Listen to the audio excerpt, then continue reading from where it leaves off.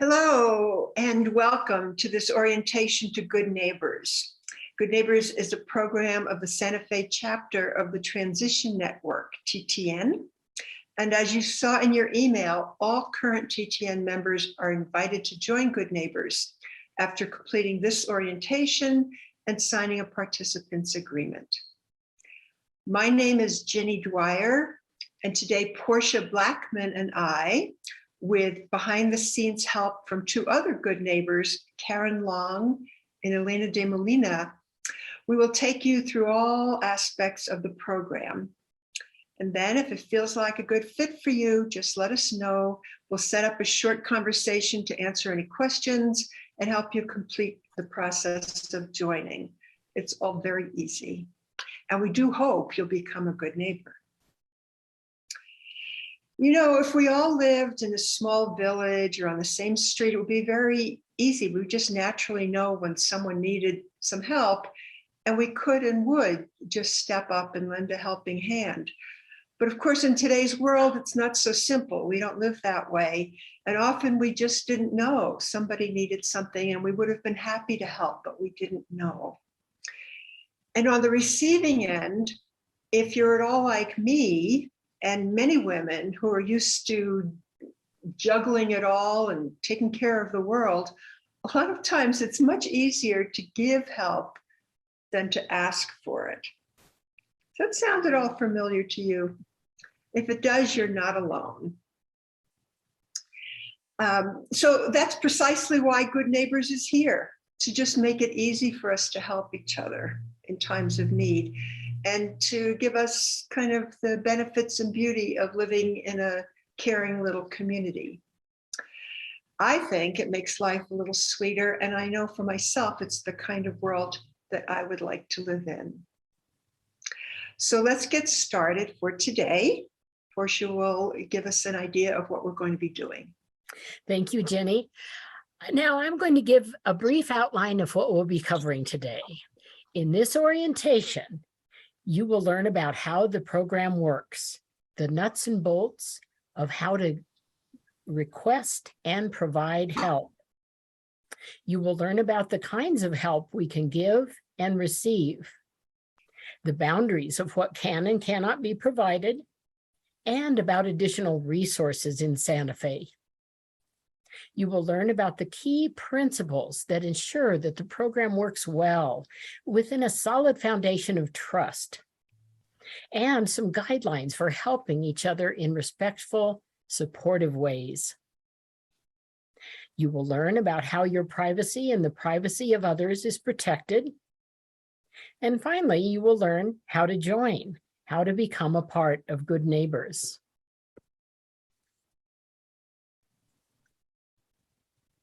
As you see, we have a lot of things to cover today, so you don't need to take notes though, because the information we will cover will all be included in your participants guide. And that is what you'll receive after you decide to join Good Neighbors. But although you don't need to take notes, please do make a note of things that come to mind during this orientation that may raise questions you have, so you won't forget about them later. Now let's talk about the kinds of help we can give and receive. Here are a few scenarios for you to consider. What would you do if you needed cataract surgery or a colonoscopy and couldn't drive yourself home? How would you manage if you were going to be recuperating from surgery and knew you wouldn't be able to get around for a while? If you developed an illness or had a concerning diagnosis, is there someone you could privately talk to about it? What would you suggest if a woman moved in next door and was surrounded by boxes and packing materials, all the things that go with a move? What if you were new in town and needed to find a doctor or a mechanic, a dentist, a plumber, a gym, or any number of things? Do you sometimes fleetingly think, I'm fine now, but in the future, who knows? Well, Good Neighbors is about coming together to have a positive impact for each other in times like these. So let's talk about how we can be helpful. In general, there are 3 categories of the ways we can lend a helping hand: home and household help, personal nurturing care, and medical-related assistance. In all cases, we offer help at our own comfort level and based on what we are able to do. It's always by choice. You are the one who decides what you want to do or not do. The following are some lists of the kinds of help we might offer in all of the 3 categories. There are surely others we didn't think of, but this will give you a good idea. And again, you will receive all this information in your participant's guide, so don't worry about taking notes.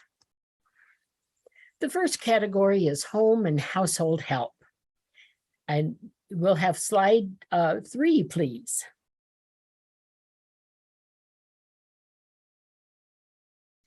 Okay, this is the list of home and household help opportunities.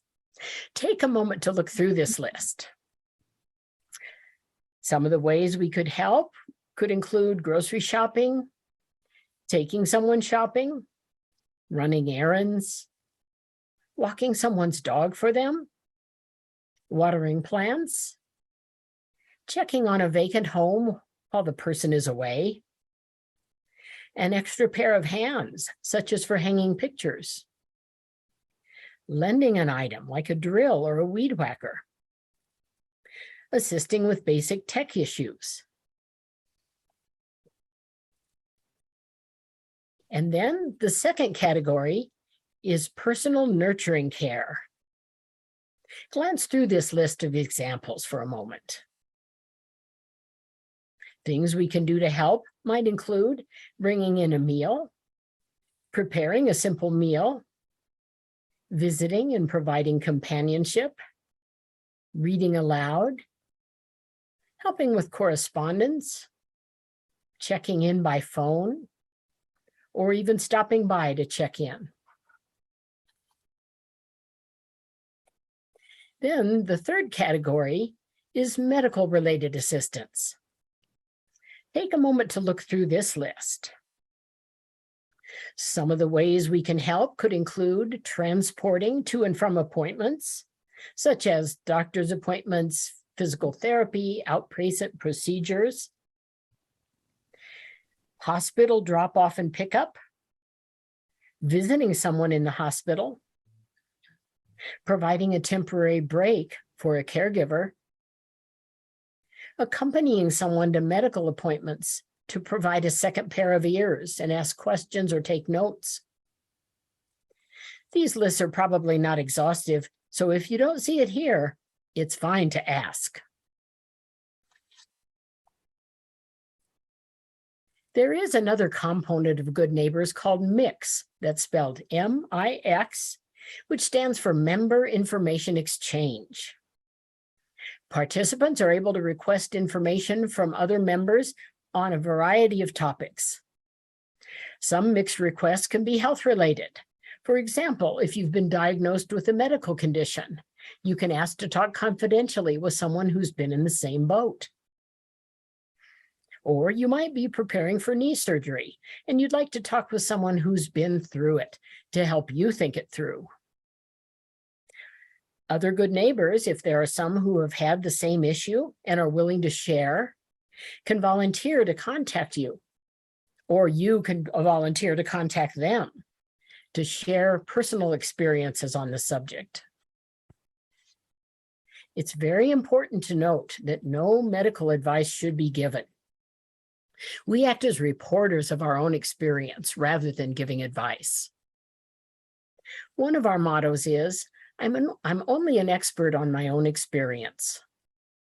And hearing about your experience can be very helpful to someone else. Mixed requests can be on any topic. For instance, does anyone have experience with a good contractor in this area? Or a good handyman? Or a great recipe for Cherry's Jubilee? or a seamstress for clothing alterations. There's no limit to the kinds of things we can ask each other. Making a mixed request is the same process as asking for any other kind of help, and we will go into that process in detail a little later. I do need to mention some things we cannot do as part of Good Neighbors. While we are always finding new ways to be helpful, there are a couple important exceptions. Volunteers are not permitted to do any hands-on medical service or treatment, not even changing a bandage.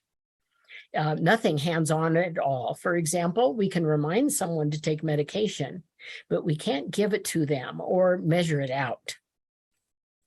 Also, this program is not intended for emergencies. In an emergency, please call 911. And as a side note, TTN does have liability insurance that covers everyone acting as a volunteer. Apparently, we've never had to use it, and we hope never to have to, but it is there for us. One other benefit that you'll be interested to hear about is a directory of resources that we've compiled.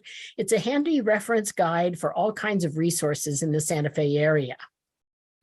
It includes resources and services for seniors, local medical facilities, sources of medical supplies and devices, restaurant takeout menus, all kinds of information on there are various subjects, and the contact information for all of those resources is listed in the guide. This directory is useful for newcomers to the area, but also for people who've lived here for a long time. Okay, I'm turning this back over to Jenny now. Great, thank you, Portia. So now let's switch gears a little bit and have some fun as we focus on the key concepts, the core principles that are our guidelines for Good Neighbors. These guidelines are the foundation of the program. They safeguard our privacy, they foster a sense of mutual trust, and they ensure that things run smoothly, both right now and in the future. These three core principles are confidentiality, boundaries, and sharing our experiences, but never giving advice. Thank you. To illustrate these principles, we have some role play skits that were pre-recorded by two other Good Neighbors, Stephanie Burrows and Sue Benedict. These skits will demonstrate these three guidelines in action, give us a chance to just try them on and think a little bit about our roles and responsibilities, both as givers of help and recipients, and just remind us what can and cannot be done. Basically, they're just a guide in how to help us in supportive and respectful ways. So if you remember, principle number one was confidentiality, and this is number one. It's absolutely expected of all participants all the time. And it applies to not sharing anything that we may have learned about a person in the course of fulfilling their request, not their health status, their doctors, their medication, their treatments, of course, not their name or contact information, and even how they live, their housekeeping standards, how many cats they have, even including the fact that we help them. Nothing. This confidentiality principle is so important in fostering our sense of trust and safety, and we take it very, very seriously. All right, so our first skit is about confidentiality. Let's see what you notice. Let's watch. Hi. Oh, how is Julie? Oh, I can't say anything. We promised confidentiality and I just can't say anything. What are you going to do for your holiday? Well, we are going away. And you know what? You could tell me. I won't be able to tell a soul. I'm sorry. I made a commitment and I want to honor that commitment. So, no, I'm sorry. Well, I heard that Julie got this disease from her parakeet. No. Who told you that? That's nonsense. She got it while she was traveling to. Oh, dear. This confidentiality stuff is hard. I shouldn't have said that. So please just forget that I said it and let's talk about something else. Okay. Oh, did I tell you about my daughter's new boyfriend and new job? What? No. When did that happen? Just last week. Yeah. So what happened? Something just slipped out, didn't it? Do you think it's easy or hard for women not to share with each other? In some ways, it's how it's built, and it's a really nice thing about us. But in this context, we have to be really careful not to. What did you see the volunteer do that was skillful? How did she handle it? No big deal. She just lightened up and in kind of a friendly way changed the subject. Just didn't make a big deal of it. But the point here is, even when we're doing our best, it can happen.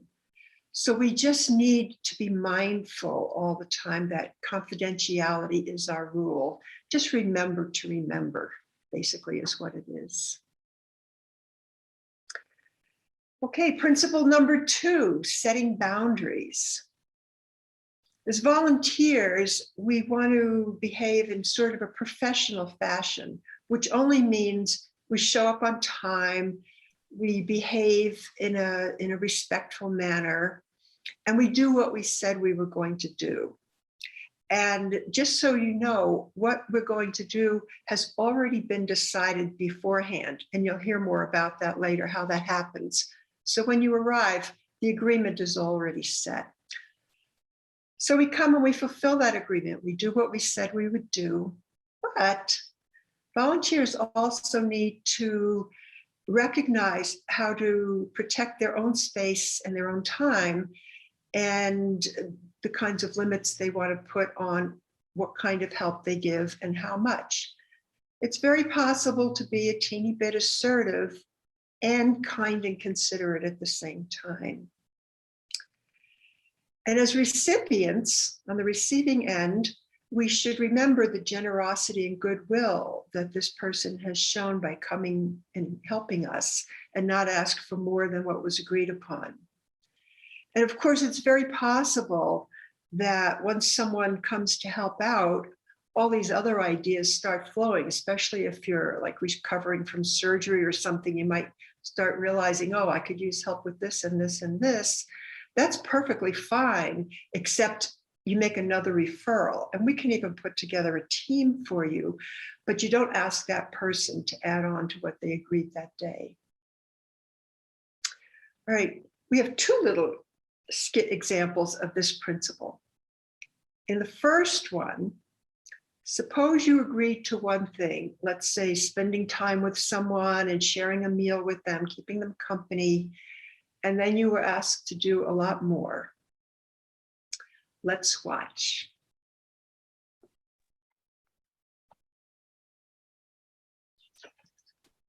Hi, Molly. I'm going to be here for a full 2 hours today. So we have until noon together. So much. I have so enjoyed your company. And I love spending time with you. That's why I'm here. You know, I'm really having trouble keeping things clean these days. It's more than I can handle. And my kitchen floor, what with the dog and the cat and everything, do you think you could help me with that? I know it's a very hard time right now, and well, it's clear that you could use more help. You know, the mop and the bucket are right over there in that blue door. Well, I'm sorry, but I have to pass on that. I don't even mop my own floors. But I could pick up some things from the store for you. That's very nice, but I don't really need anything. The only thing that I don't have is the strength. Well, why don't we find a cleaning service for you? Maybe. We can submit a request to MIX. That's Membership Information Exchange. And we can ask for recommendations. What do you think? Maybe. Good. As the volunteer, how would you have felt in that situation when you were asked to wash the floor? So what did this volunteer do well? She used a little humor, didn't get flustered, and she had a good idea. She suggested a mix request. That was very appropriate. That's just the kind of thing that people can suggest who they use as a cleaning service, or give this person some ideas. So she did a good job, but did you see something that maybe wasn't so great when it comes to setting boundaries, setting limits? Did she say no? Or did she say no? Oh, but I could go to the store for you. The point is, it's fine to say no. Boundaries are a good thing. And we can say no without feeling like we have to make up for it by offering something else to substitute. Just no all by itself is okay. And, I think for women, second only to asking for help, sometimes saying no is the hardest thing. But setting good boundaries is what keeps our program really healthy, and it's a good thing to do. It's fine to say no. And it goes both ways. As an aside, as the recipient, if someone is asking questions, maybe about your health or about your family, coming from a good place, just caring about you, if it starts to be more than you really want to answer, I don't want to talk about it. No is okay in that setting also. Okay, one more about setting boundaries. Let's watch.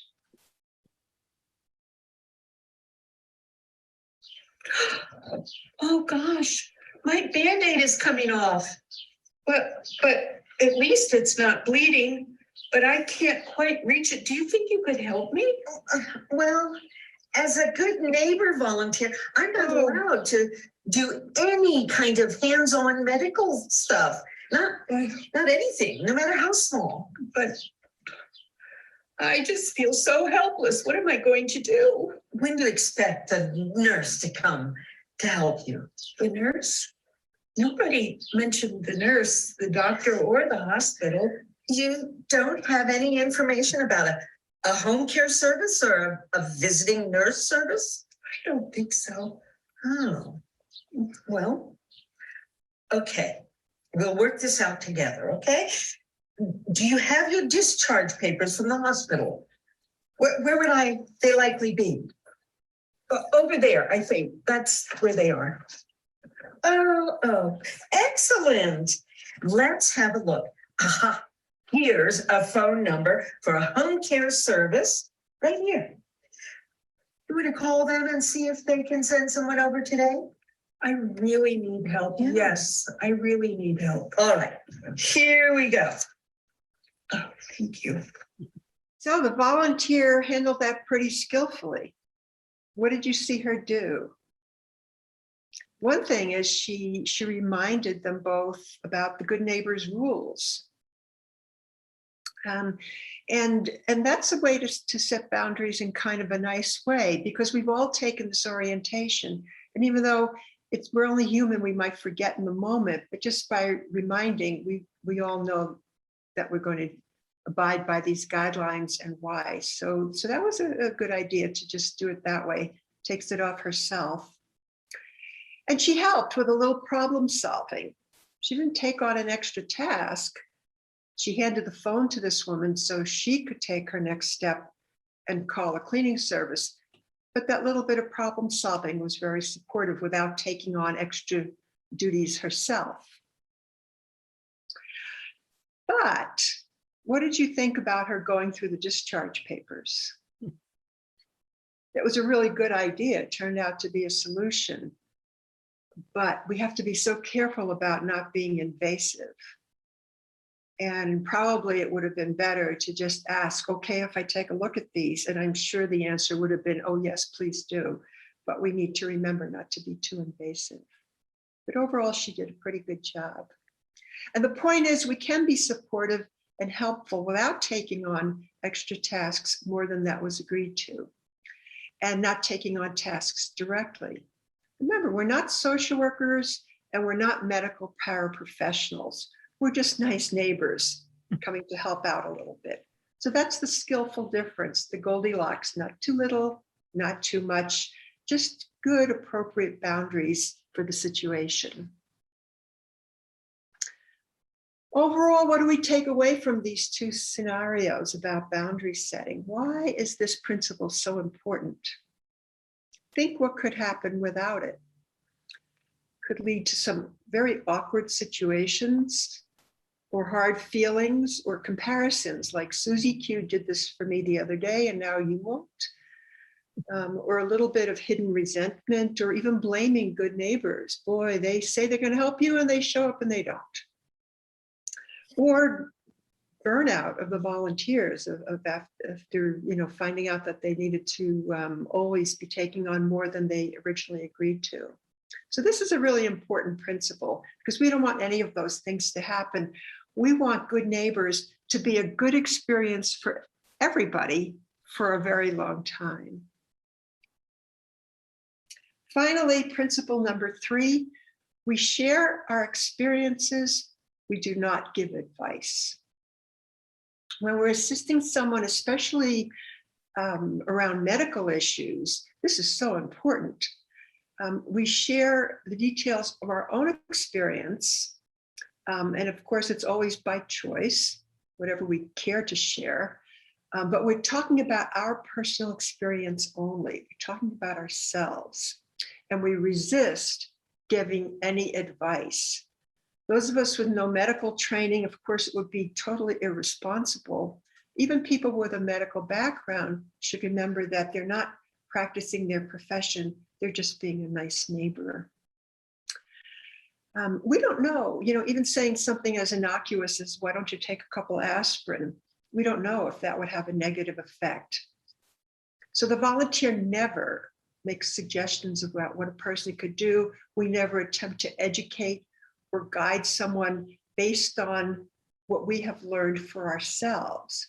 It's fine and good to talk about our experiences as much as we want to, especially in a mixed request. That's the whole point, is to share what it was like for you in detail, the doctors you went to, alternatives you tried, medications you took, your opinions of different doctors, anything that is about you. But we never try to give someone else advice or suggestions about what they should do for themselves. So in the next skit, to help us think about this principle, the volunteer was responding to a mixed request. She chose to share some of her own experience around the same issue. Let's watch.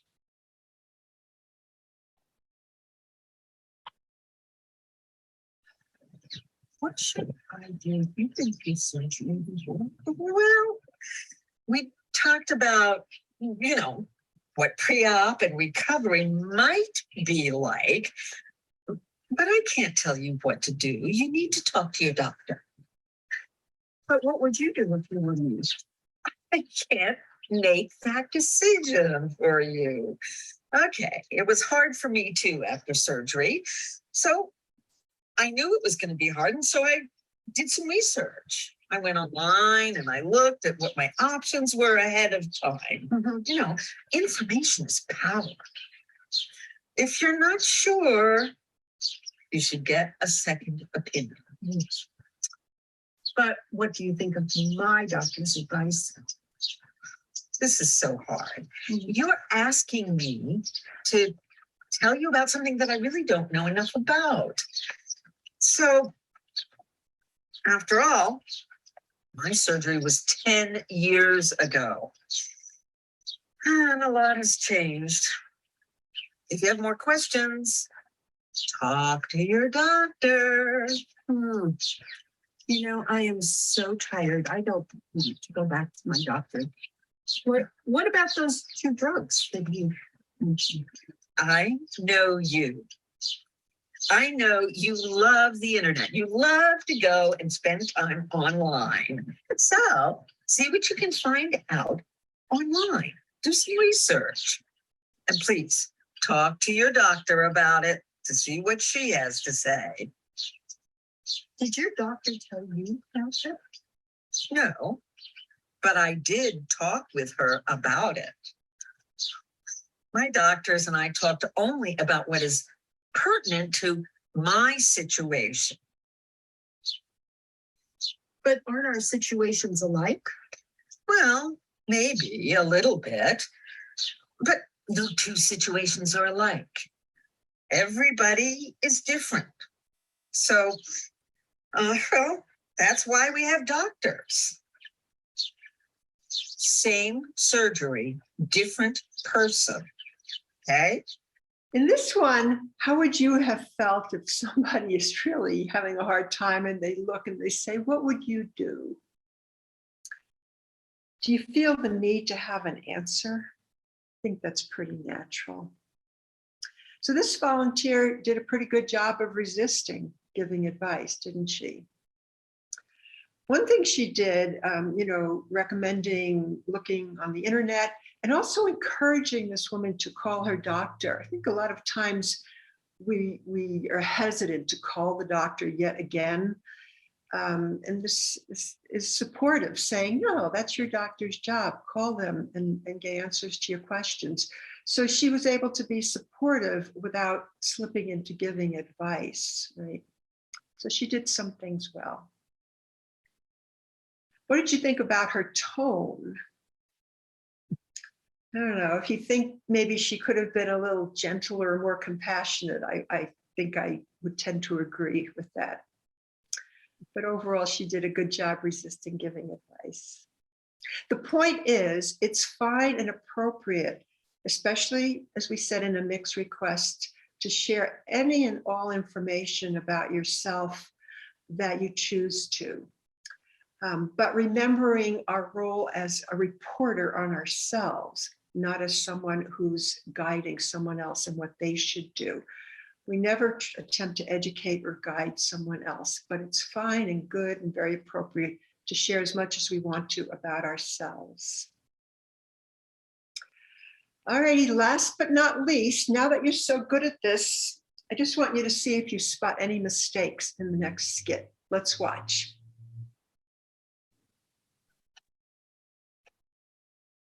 I've got the answer. Apricot pits. Apricot pits? Apricot. Yes, well, if I had it to do over again, I would do apricot pits, yes.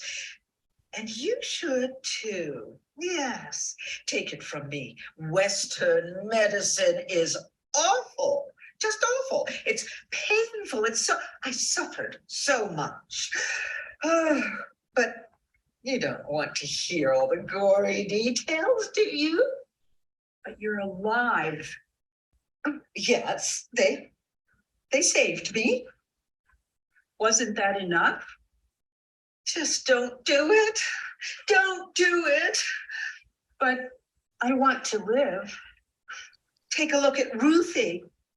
She had a mastectomy just the other day. I went over on Saturday to try to help, and oh my God, it was awful, a mess, and so much pain. Oh. She told me in confidence, of course, so don't tell anybody else, okay? You won't tell anybody about me, will you? Of course not. Never. I'm not that kind of person, you know. Anyway, if you don't want to do the apricot pits, then you should just go see my doctor in Albuquerque. Oh, she is the best. The others all want to rob you blind. But I'm on Medicare. Well, all they care about is getting fancy new machines and cars, and they love their BMWs, you know. You know, I thought you were here to help me understand what I was about to go through. And so far, all you've told me about are apricot pits and Ruthie's mastectomy. Oh, just forget about Ruthie's mastectomy, will you? Oh, by the way, what does your husband think about it? I beg your pardon? You know, your husband. What is he like? I think I have to go rest. Well, we're just having so much fun. We're just getting started. What about, how is your sex life? I love to talk about sex. Any mistakes? The point is clearly advice, opinions, all about me, gossip, intrusiveness, anything like this, even in small measure, put trust at risk. And that's certainly not what we want. We want a foundation of really solid trust among ourselves. So to summarize, the skits are fun and they're silly, but the principles they demonstrate are very important. Confidentiality, good boundaries, sharing our experiences. We resist giving any advice, and by following these, we foster a sense of trust and safety among ourselves. These are our guiding principles for good neighbors. They're the bedrock foundation that our program is built on.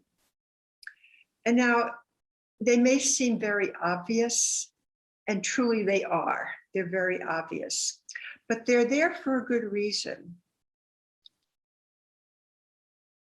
The good reason is they help us to remain a little bit consciously aware of them, to remember. It's that simple.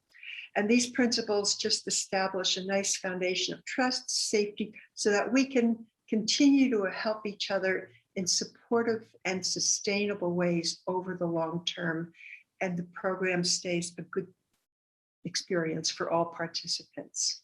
So these three concepts are truly our keys to success. Jenny, thank you. Here are some guidelines for one more scenario that might come up.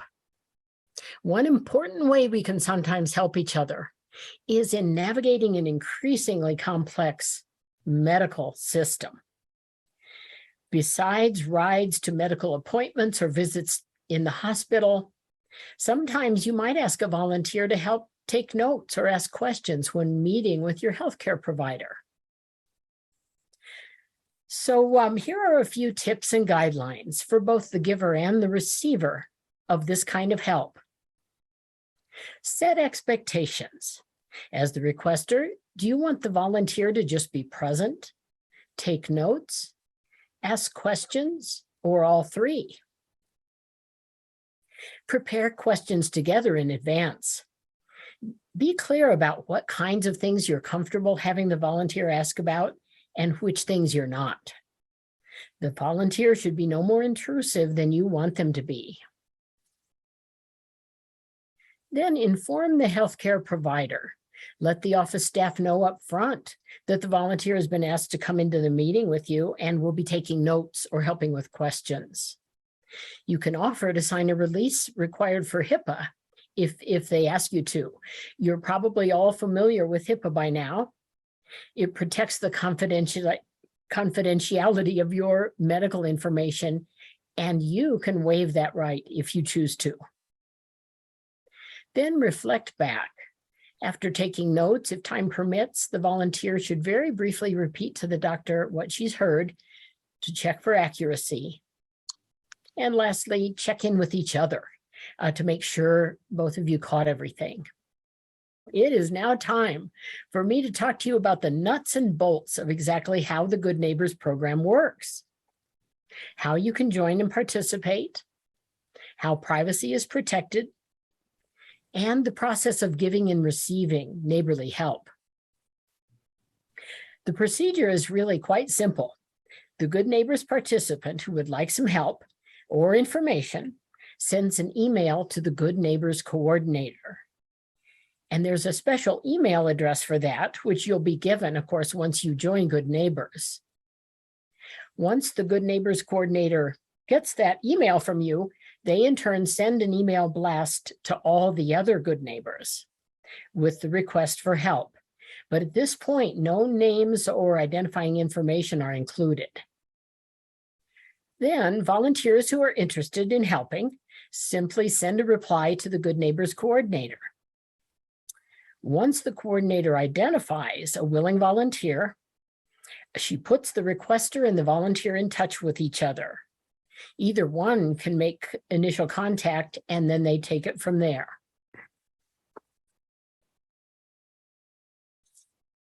Confidentiality is protected at every step of the process. It's important to note that requests should be sent out at least 5 days ahead of time because Good Neighbors is not meant for emergencies. Now, if you don't have 5 days and you have an urgent need, you can certainly send a request, but there are just no guarantees that we'll be able to fulfill it. Time is needed to match a volunteer with a request. Also very important, keep a habit of checking your email. This is the only way we make contact. Emails from Good Neighbors will be easy to spot because Good Neighbors will be in the subject line, usually in all capital letters, but the word Good Neighbors should appear and you will know it's from Good Neighbors. Now let's talk about what to include in a request. This is going to be spelled out very clearly in your participant's guide, so no need to take notes. When you're submitting a request, be sure to include the kind of help you need or the kind of information you're seeking, when and where the help is needed, a date and a time, and the general location, and an estimate of how long it will take. Just to give the coordinator an idea of what it is you need and what volunteers will be responding to. Also let them know if more than one volunteer might be needed. And you'll have a sense of that. For instance, if you're going to be at home recovering from surgery, you may need some help over a period of several days. And it could require a small team of volunteers. Then also include other things a volunteer might need to know to be successful in fulfilling your request, such as, do you have stairs? Do you have pets? Do you have allergies? Do you have a hearing impairment? Things of that type. And of course, you will need to include personal information and contact information, your full name, your street address, especially if it's needed to fulfill the request, if someone will be picking you up at your home, and your contact information, including phone numbers. But the key to know about this personal information is that it will not be included when your request is first sent out to the other Good Neighbors. At that point, your request will essentially be anonymous. It's only later that your personal information will be shared, and then only with the person or persons who are going to be fulfilling the request. So now let me tell you how to join the neighborhood. Participation in Good Neighbors is free and open to all current members of the Transition Network. There are only 2 requirements: complete this orientation, which you're now doing, and sign up and return the participants agreement. So here's how that will work. After you've completed this orientation, please send us an email telling us so. The easiest way probably is to send a reply to the email that you received for this orientation with the link. Just send us a reply saying, I've completed the orientation. Once we get your email, we will contact you to assist you with the final steps in becoming a good neighbor. We'll answer any questions you may have, and we'll send you the participants agreement to sign and return. But what if you're not a current TTN member? Well, we'll follow up with you to find out if this Good Neighbors orientation has inspired you to join TTN. If so, we can help you through the process of becoming a member. Once you become a TTN member, we'll send you the participants agreement for you to sign and return in order to join Good Neighbors. And then for all of you, TTN members and not, once you have joined Good Neighbors, you will receive the Good Neighbors email address, and that's the address you will use to submit requests and to respond to requests. You'll receive the participants guide, which will include all the information we've covered today. And you'll receive the directory of resources. Now let me mention how we will stay in touch and build community. To build the sense of a virtual neighborhood, we host a social event periodically at a participant's home or somewhere in the community. And these events are purely social, so that over time we can come to know each other better as good neighbors. Coming to the social is not obligatory, but it is highly encouraged. You are most welcome to come and very much invited.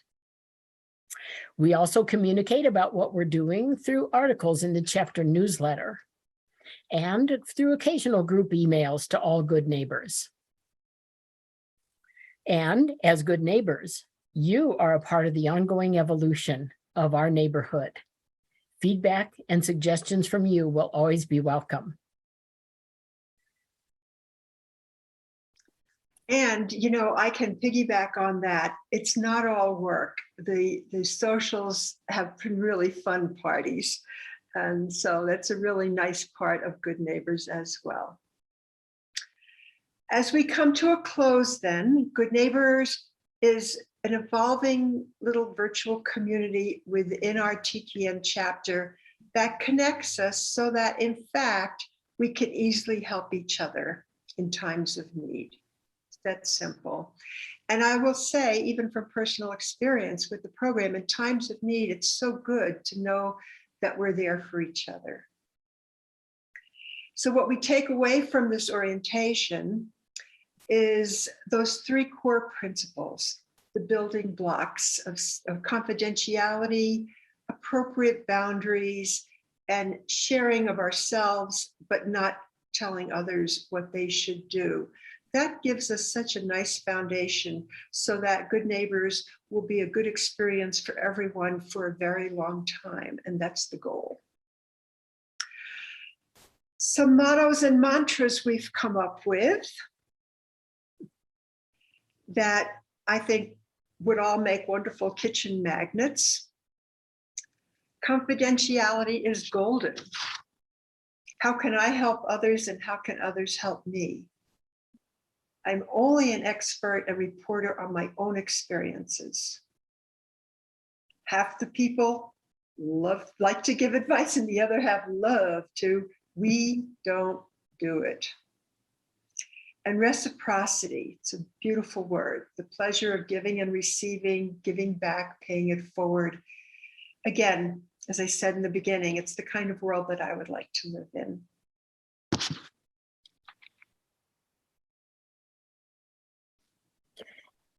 So thank you so much for participating in this Good Neighbors orientation. We hope you've enjoyed it and we hope you're excited about joining Good Neighbors. Don't forget to send us an email letting us know you've completed the orientation, and we'll get back in touch with you as soon as we can. So goodbye for now, and we look forward to hearing from you soon.